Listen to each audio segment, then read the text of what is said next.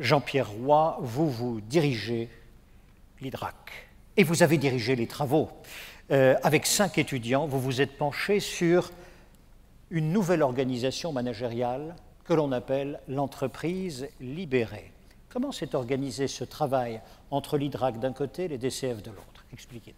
Bien, bonjour à tous et à toutes. Je suis effectivement très heureux de représenter ici l'IDRAC et toute l'équipe que nous avons constituée entre les DCF, Richard Comte, Vincent Caltabellota et toute l'équipe IDRAC,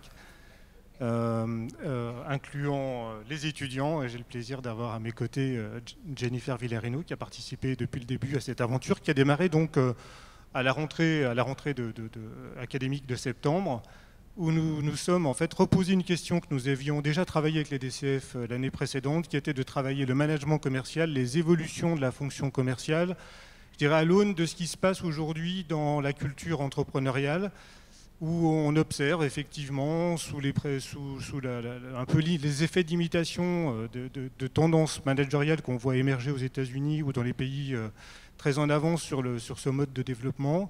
On voit arriver des nouvelles demandes d'agilité, de flexibilité qui deviennent parfois incompatibles avec des structures. Donc nous nous sommes posé la question comment ce grand mouvement initié par ce thème, par ce concept de l'entreprise libérée, pouvait impacter et de quelle manière la fonction commerciale. Nous nous sommes donc réunis en groupe de travail, une équipe de 5 étudiants qui ont été sélectionnés dans nos équipes de Bac plus 5, c'est-à-dire la formation master, pour vous donner le repère, sur un public alternant qui sait donc ce qu'est le management au quotidien, qu'il expérimente dans ses entreprises.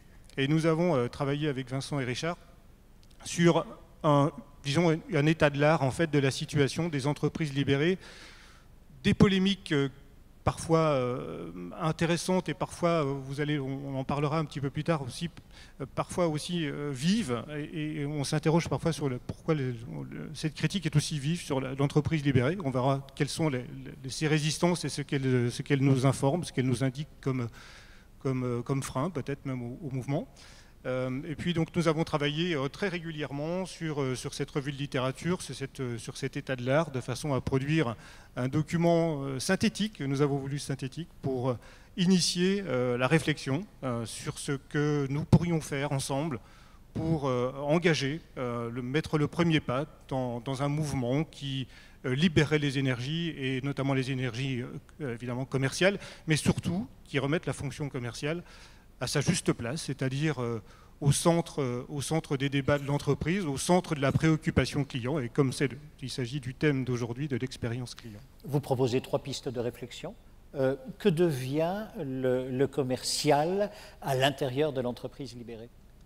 Eh bien, le commercial de l'entreprise libérée va avoir une situation particulièrement intéressante dans la mesure où les silos qui caractérisaient les entreprises pyramidales et classiques sont en train de se rendre de plus en plus poreux, ce qui fait que le message client arrive à traverser toutes les couches de l'entreprise et finalement donne du sens à l'action de chacun.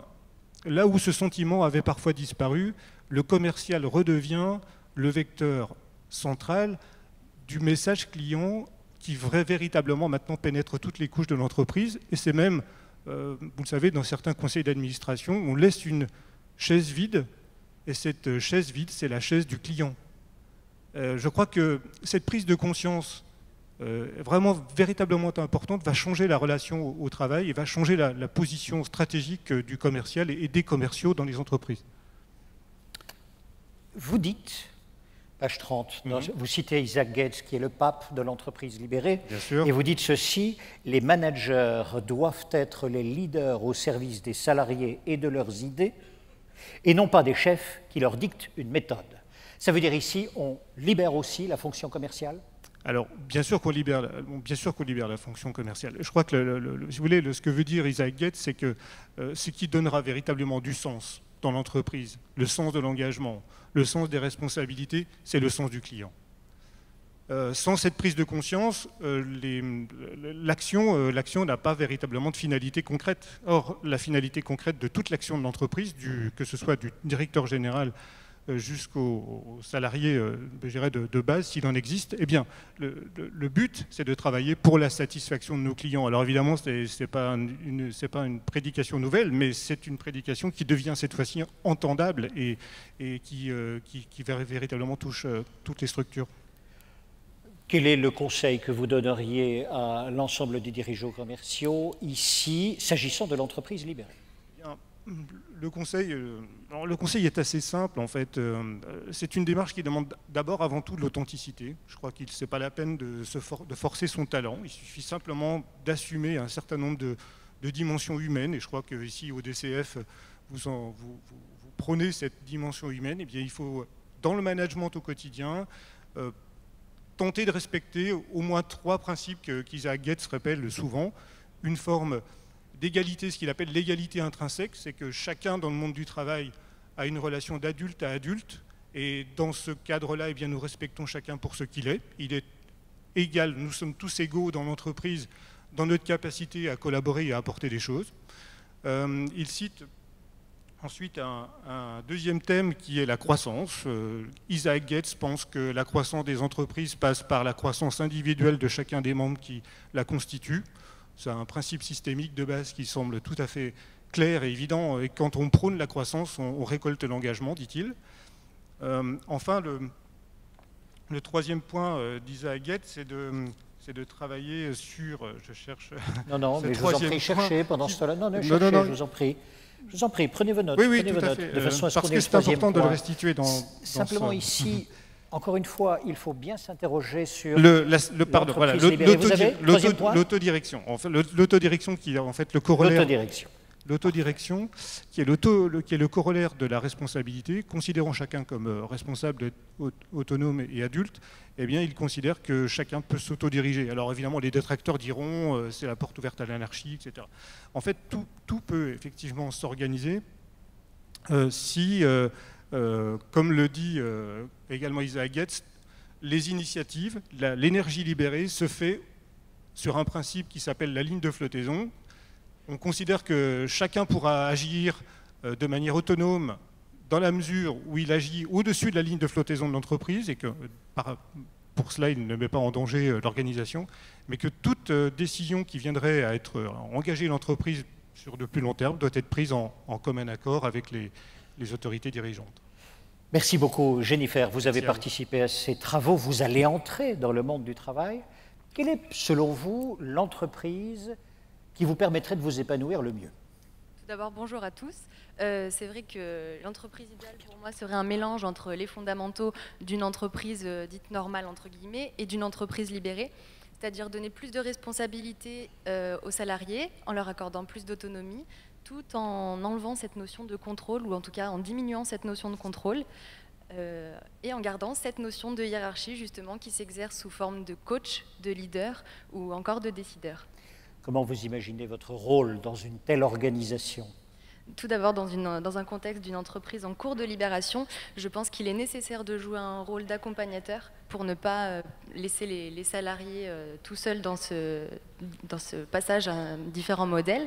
Donc ce modèle s'adopte pas à pas, bien évidemment, et en ne brusquant pas les équipes pour ne pas risquer de les déstabiliser. Qu'avez-vous retiré, vous, personnellement, de l'ensemble de ces travaux?